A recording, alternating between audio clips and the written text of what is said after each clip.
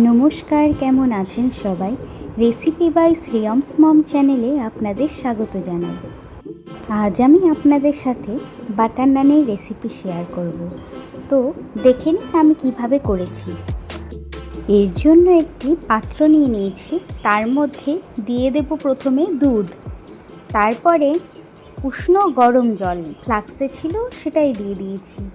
এবার দেব ইস্ট, তারপরে powder sugar আর টক দই। খেয়াল রাখবেন দুধ বা জল যে কোনো একটি বা দুটোই কুসুম গরম হতে হবে, তাহলে ইস্ট ভালো মতো গুলে যাবে। আর এখানে ব্যবহার করেছি রিফাইন্ড অয়েল। তো দুধের ঘোলটি আমাদের রেডি হয়ে গেছে। এবার ময়দা নিয়ে নিয়েছি, ময়দার সাথে এই ঘোলটিকে একটু একটু করে দিয়ে ভালো করে মাখিয়ে নিতে হবে। আটা যেভাবে মাখি ঠিক অতটা শক্ত হবে না, একটু নরম নরম করেই মাখতে হবে। দেখেই আপনারা আশা করি বুঝতে পারছেন একটু চিটচিটে টাইপের হয়েছে মাখাটা। এবারে রিফাইন্ড অয়েল দিয়ে 2 ঘন্টার জন্য ঢাকা চাপা দিয়ে রেখে দেব।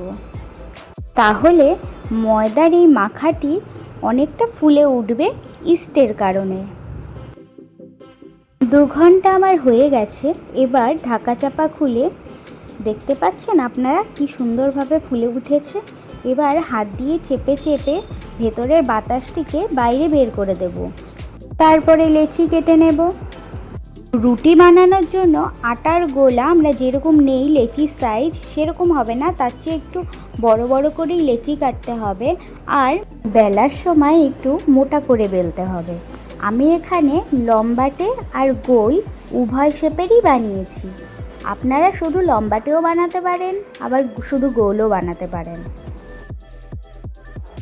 নানগুলি যখন হালকা সেকে আসবে তখন সাদা তেল অল্প পরিমাণেই দিতে হবে, দিয়ে ভালো করে এপাশ ওপাশ পাল্টে পাল্টে ভেজে নিতে হবে।